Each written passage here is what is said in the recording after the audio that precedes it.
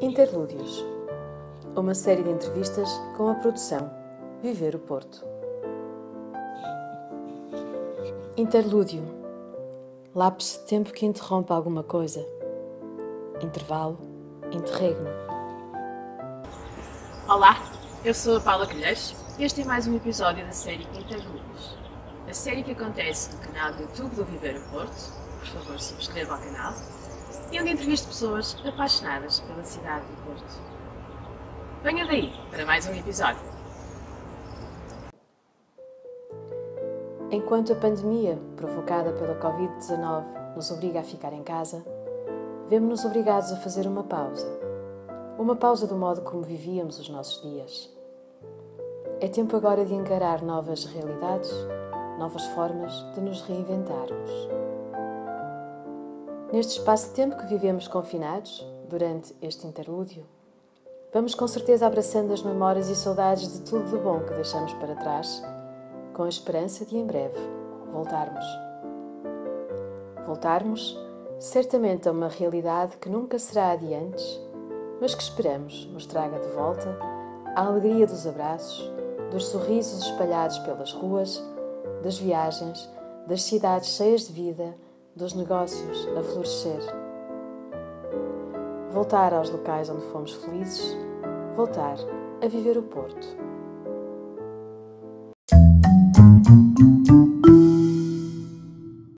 O que une as minhas duas convidadas de hoje, para além da paixão pelo Porto, claro, é a paixão pelo estilo vintage.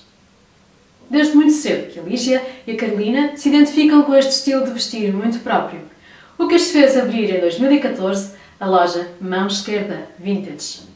Uma loja pioneira na cidade do Porto com este conceito e também dedicada à venda de roupa em segunda mão. Na mão esquerda encontramos sempre peças únicas e originais que podem remontar à década de 1950 ou até mais para trás. Encontramos também peças lindas vindas do Japão, país que adoram e onde viajam frequentemente para procurar uma coleção muito própria para terem na sua loja. Para quem não conhece, a Mão Esquerda fica na Rua da Alegria, junto à Praça dos Palveiros. É já a segunda morada da loja, mas a primeira já tinha sido muito próximo, nessa mesma zona da cidade, zona que ambas as amigas privilegiam.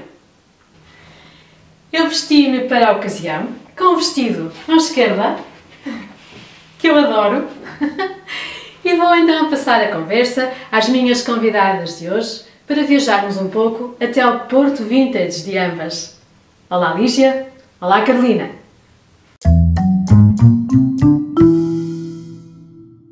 Olá Paula. Olá Paula. Obrigada por nos teres convidado para esta conversa.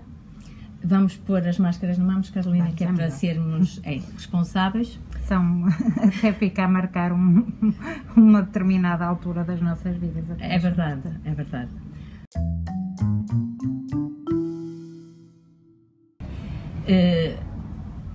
Nós não só pensamos nisso, como já fizemos isso. A Mão Esquerda, por exemplo, quando surgiu em mercadinhos e feiras, e antes de nós termos um espaço físico de loja, fazíamos uma feira mensal no Espaço Cultural de Maus Hábitos, e exatamente porque nos identificávamos com aquele espaço para expormos as nossas roupas, os acessórios, etc. E nós achamos não só que podia ser o Maus Hábitos, como até podia ter sido eventualmente o vizinho Passos Manuel, que também teria toda uma envolvência para isso. Da mesma maneira que quando fizemos photoshoots, escolhemos sítios que também consideramos vintage, como a garagem aqui do Centro Comercial dos Invictos. Aliás, porque o Porto é uma cidade vintage, o Porto é uma cidade que tem imensos locais caracteristicamente vintage e que estão a ser destruídos massivamente, e da mesma maneira que aproveitamos e já tivemos as nossas peças em alguns, há muitos outros que temos pena e já não vamos a tempo, como, sei lá, a Confeitaria Coinha ou o Café Progresso, que já não vamos ter a oportunidade de pôr lá as nossas peças ou fazer lá sessões fotográficas, mas estes foram alguns locais que sim, que identificamos como com características mesmo vantajosas para as nossas peças. Tens alguma coisa a dizer, Carolina? Eu gostaria de futuras sessões eu gostaria muito de experimentar o café Ceuta, por ser um café e por o Porto ser uma cidade onde os cafés têm ou tiveram ao longo dos tempos um papel tão importante, e também a antiga Ateneia, que neste momento se chama Arcádia, que é um espaço que todos nós gostamos muito e que frequentamos para além no nosso dia-a-dia, não é?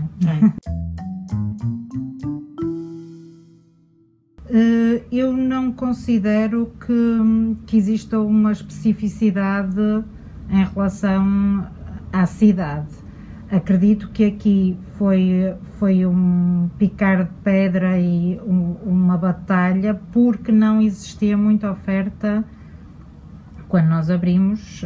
Sim, era reduzida. E quando, por exemplo, eu era adolescente, ainda mais reduzida era. E a loja da Dona Berta, sim, no centro comercial Lumière, e pronto, e depois, para além da Feira da Vendôme, poucos sítios existiam na cidade dedicados, pelo menos durante o tempo em que eu fui crescendo. Eu sei que anteriormente existiram, mas não assistia a essa realidade. Portanto, por não haver uma cultura ou um hábito intrincado de procura, talvez se tenha vindo a construir um público. Só por aí é que eu consigo perceber, e não acho que seja um nicho de mercado. Eu acho que, como não existia muito, agora é um lugar aberto onde várias pessoas vão descobrindo e se vão tornando público fiel ou clientes habituais. Sim. Essa é a minha percepção. E temos clientes habituais. Sim. Temos gente fidelizada já ao nosso negócio. Sim. Olha, Paula, eu aí diria que quando abrimos, de facto, nem uma coisa nem outra. Nem quando começámos com as feiras, nem depois, quando já concretizámos o espaço físico da mão esquerda, como loja. Aquilo que foi fundamental para ambas, acho eu, mas a Carolina também pode confirmar, foi a paixão. A paixão pelo vintage foi o motor que nos fez sempre trabalhar para isto. Claro que depois de termos a loja, de termos o negócio, de estarmos a funcionar, nós termos consciência de que bom, estamos a contribuir de alguma forma para certas questões de sustentabilidade, como seja a reutilização de peças e o evitar de produção massiva de indústria têxtil nova. Isso foi excelente depois nós termos essa consciência, mas que mesmo dentro deste negócio há muita coisa que continua a não ser sustentável.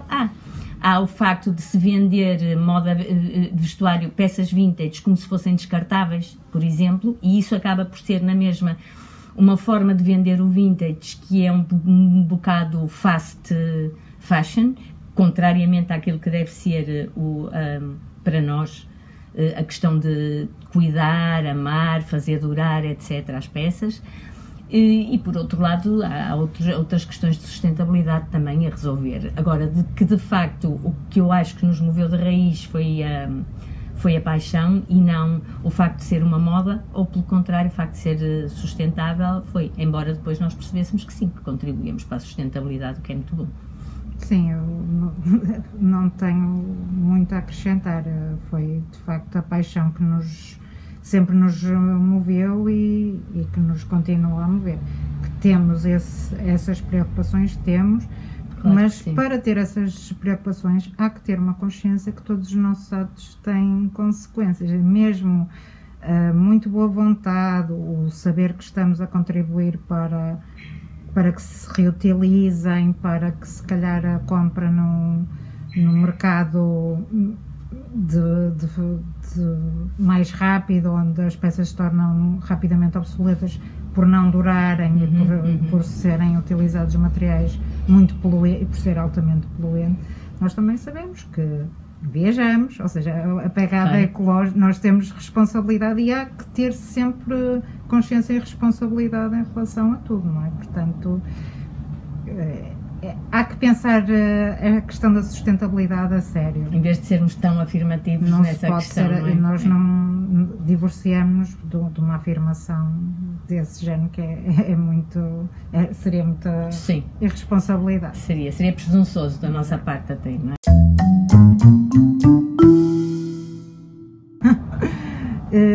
Eu consigo perceber a pergunta por ter amigos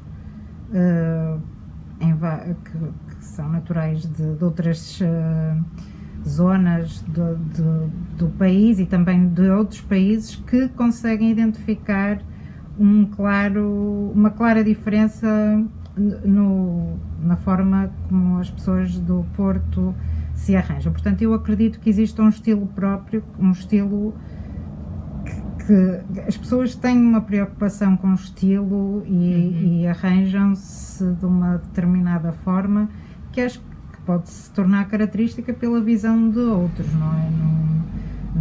Eu não sei identificar não consigo fazer uma lista do que é o estilo do Porto. Eu consigo perceber, a frequentar os locais da cidade e a perceber que de facto há um trabalho que pode ser inconsciente. Sim. Nesse sentido, sim.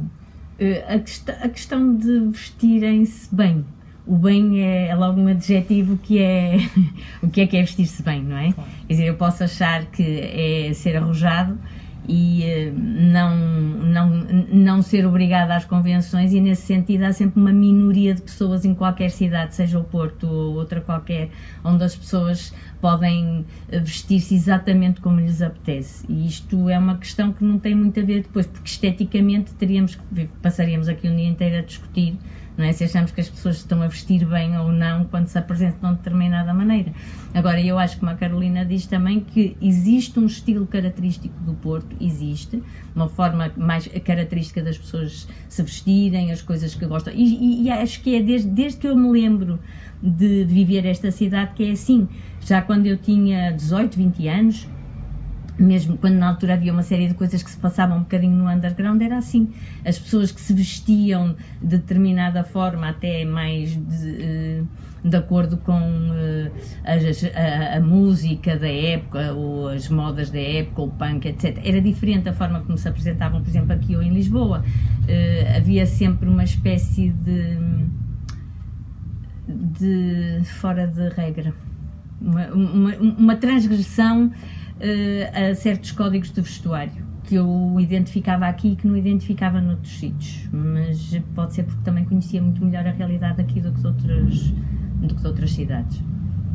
Sem dúvida.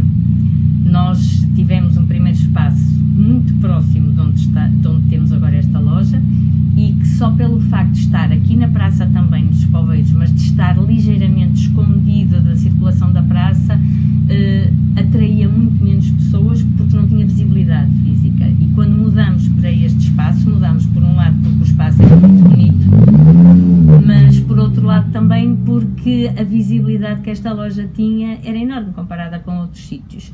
Esta loja funciona porque tem uma montra enorme, que também é outra questão, não é só a localização. Nós temos duas vantagens aqui, que é o facto de estarmos localizados num sítio de passagem de muito movimento, de gente que circula diariamente aqui, não é o caso agora por causa da pandemia, mas era assim, e por outro lado porque tem um acréscimo de visibilidade com uma montra enorme que circula numa esquina, o que nos permite expor muitos artigos de uma forma mais apelativa.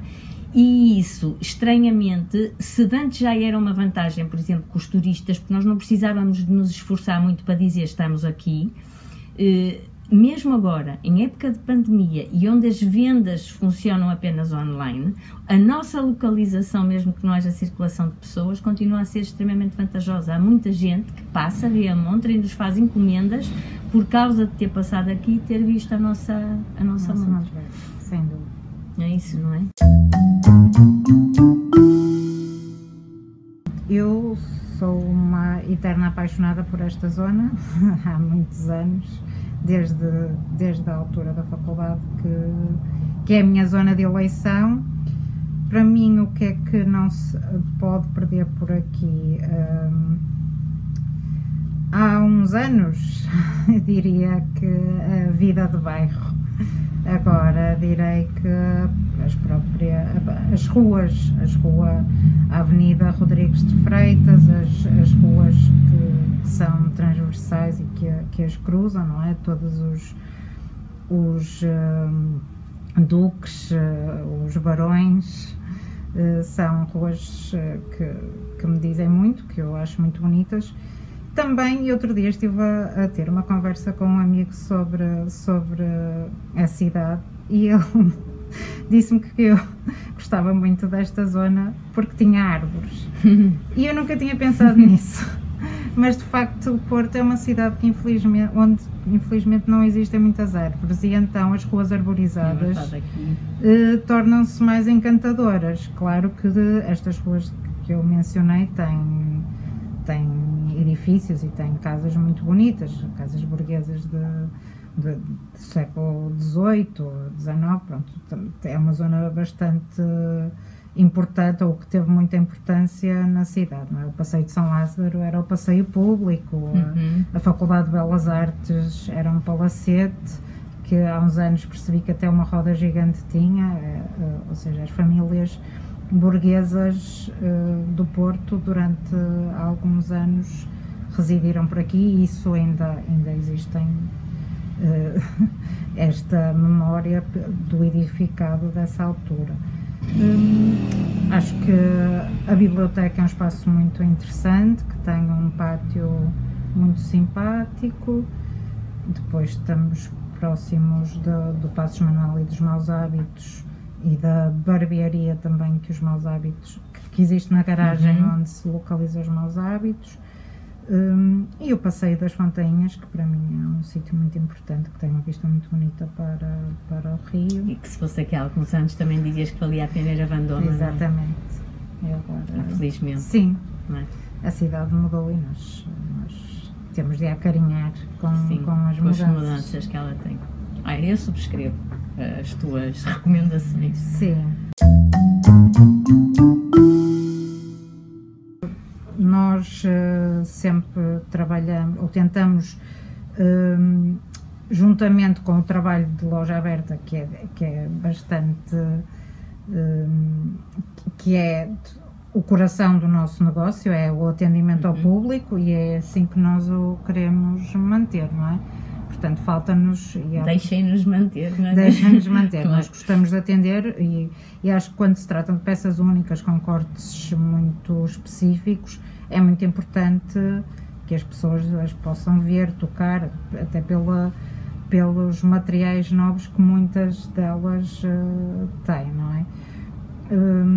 Mas nós sempre trabalhamos o online, quer pelo Instagram, Facebook, e recentemente apostamos num site onde temos uma compilação de todos os trabalhos fotográficos e não só que temos vindo a fazer, ou tentamos estar a condensar isso, e agora também temos um blog que a Lígia tem trabalhado bastante e que eu acho que é muito, muito importante, e tem sido até a novidade que para mim está a definir este ano, porque sempre foi uma vontade, porque Sim. Nós sempre conversamos muito sobre as peças, sobre inspirações.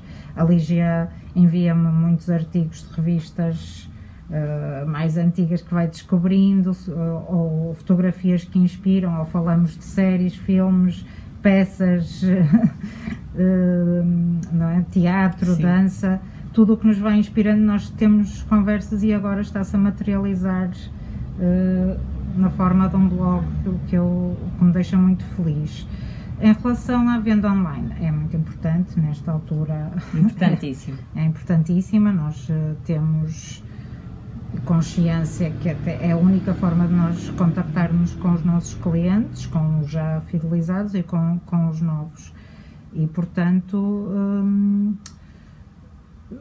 tentamos que esta presença seja consistente, mas temos consciência que, trabalhando com peças únicas, e que só temos uma unidade de cada, a venda online é uma venda muito específica, porque percebemos que muitas vezes existe alguma frustração por não ser o primeiro a conseguir, e depois também acontece que várias pessoas querem a mesma peça e nós ficamos até às vezes questionamos muito o funcionamento online e até temos feito muito esse trabalho esta semana. Porque muitas vezes sentimos que temos peças igualmente interessantes e que nós adoramos e que por algum motivo online não se tornam tão apetecíveis. E agora andamos a pensar o que fazer para contornar esta situação e este entrave.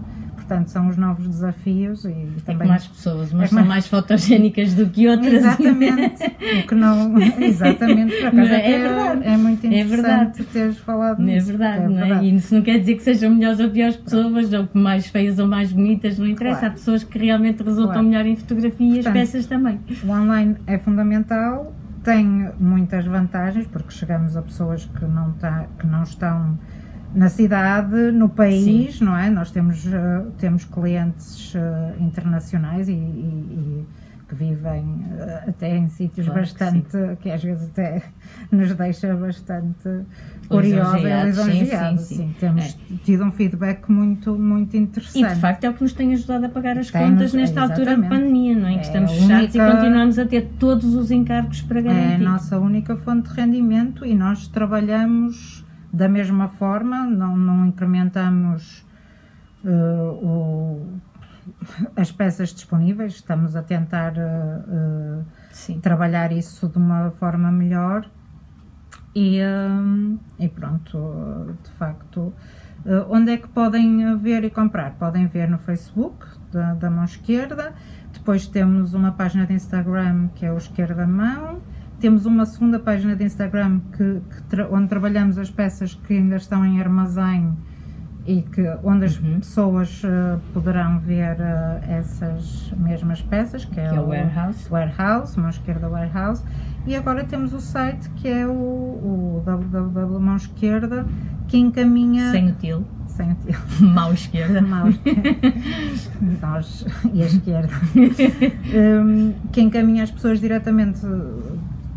fala numa loja online ou tem uma possibilidade de loja online que encaminha diretamente para o Instagram e as pessoas podem ver o blog também. As pessoas o que nos fazem é escrever mensagens privadas a perguntar se algumas peças estão disponíveis, que nós vamos para além das peças que publicamos no mural, temos sempre as stories com peças do dia e as pessoas vão perguntando se estão disponíveis, vão retirando algumas dúvidas em relação a tamanhos, a cores e nós vamos respondendo com muita alegria. Visitem tudo. Eu tive essa mesma conversa em casa e eu, podendo parecer arrogante, até tinha medo de dizer que a pandemia não me ensinou nada no sentido, vamos lá ver. Há muita coisa que eu acho que se pode aprender com este período que estamos a atravessar. Mas de facto, a vida antes da pandemia, não é? A pandemia também é a vida, é o nosso dia-a-dia neste momento, mas antes da pandemia já me tinham acontecido uma série de outras coisas que já me tinham ensinado muitas coisas que agora se podem aprender com a pandemia. A questão de que não podes dar nada por garantido, que os planos são feitos para serem desfeitos, muitas vezes de uma forma surpreendente e completamente imprevisível, que tens que considerar o momento como sendo aquilo que tu tens e sendo aquilo que tens que aproveitar, independentemente de continuares a poder fazer projetos e investir neles. O facto de termos mais tempo para nós, o facto de perceber que a vida tem que ser vivida mais devagar ou saboreando e sem andar a correr e perguntando porque é que andamos a correr para coisas completamente absurdas, tudo isto são coisas que eu já trazia comigo, que já tinha aprendido e que já praticava no meu dia-a-dia. E eu não quero com isto parecer arrogante, mas de facto essas coisas todas eu já as sabia e não só sabia, como muitas delas me esforço diariamente por praticar. Agora, por exemplo, posso dizer que relativamente a este negócio, eu não tinha tido ainda a gestão do negócio com a Carolina numa situação destas, de imprevisibilidade total. E isso eu acho que nós estamos a aprender a gerir na incerteza, que é uma coisa que não me tinha acontecido, embora toda a gente faça gestão de vida diariamente na incerteza, podem não se aperceber de que o está a fazer. Mas dado que eu não sei o que é que me vai acontecer no segundo a seguir, todos nós estamos a gerir na incerteza. Agora, nesta perspectiva, nós não sabemos como é que vai ser o Porto amanhã, nós não sabemos como é que vai ser o nosso público amanhã, como é que vão funcionar os fluxos de pessoas, de negócio, de comércio e, portanto, estamos mesmo a gerir na incerteza. E por isso aquilo que eu aprendi no caso do negócio é aceitar e não desistir. Foi isto que aprendi. Sim, eu concordo com a Lígia e eu, não querendo também parecer arrogante, tenho que afirmar que eu não queria aprender nada, sinceramente. Já bastava, não é? Sim, a incerteza, o saber que nada dura para sempre estava presente na minha vida, não é? Nós conversamos muito sempre e antes já falávamos sobre a importância de nos despedirmos sempre, porque nunca se sabe o que é que pode acontecer, não é? Eu digo sempre às pessoas que eu amo que as amo e isto já fazia antes. Acho que o que aprendemos foi a contornar pequenos e grandes obstáculos, não é?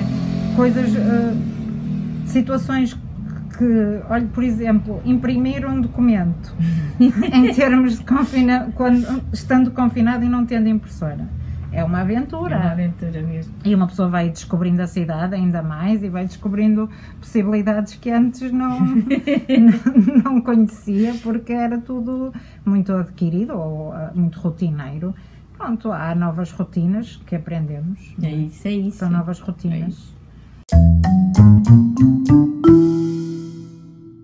Não querendo ser clichê, mas sou clichê. Porque de facto o que eu tenho mesmo saudades é de abraçar as pessoas que eu amo e de dançar. E isto eu acho que, segundo me tenho apercebido, é o que muita gente que eu conheço diz. Mas é mesmo isto, não vou inventar. Eu também, é a questão dos toques, dos amassos, de cheirar às vezes de forma mais livre e de dançar, sem dúvida, porque é a única... Quer dizer, pós primeiro confinamento, eu tive a oportunidade de ir ao cinema, ao teatro, fui a concertos, tenho saudades de ir a concertos de outra forma, tenho saudades de ir a espetáculos de outra forma, fui a restaurantes, ou seja, fiz quase tudo, menos dançar num espaço que não a minha casa. É engraçado que tanta gente verbaliza a mesma coisa, não é? Sim, ouvir música num determinado volume e poder ir para o lado que nos apetece é de facto. E tenho muitas saudades de viajar. Porque... Sim. Essa é outra. É que ainda por cima para nós é prazer e negócio, é tudo, não é? Isso tivemos, uma das coisas que tivemos de aprender foi, apesar de nós termos conseguido fazer uma viagem em 2020, que nos... Foi incrível. Tivemos de reaprender a gerir as nossas peças sem viagens habituais, que são algumas e que nos fazem muita falta, não é? Eu volto à aprendizagem da pandemia. Aceitem e não desistam, se puderem. Para uns é mais fácil do que para outros. É fácil nós, no conforto das nossas circunstâncias de pandemia, dizermos aceitem e não desistam.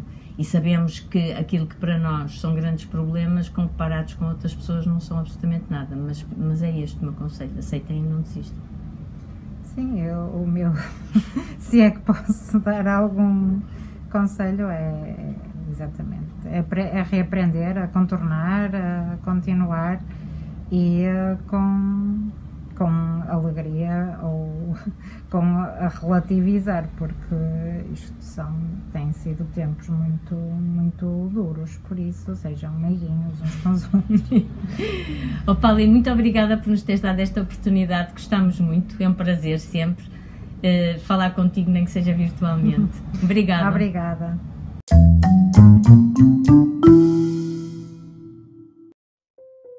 Enquanto falamos sobre a cidade, intensificamos a vontade de voltar a bem viver. Não perca a próxima entrevista destes interlúdios. Subscreva o canal do YouTube do Viver o Porto ou siga o blog em www.viveroporto.com.